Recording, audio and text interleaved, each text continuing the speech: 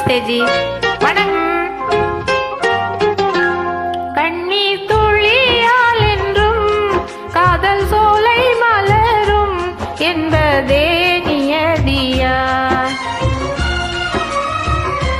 கண்ணீர் துளியால் என்றும் காதல் சோலை மலரும் என்பதே நியதியா. जाओ कहीं भी सनम तुम्हें इतनी कसम हमें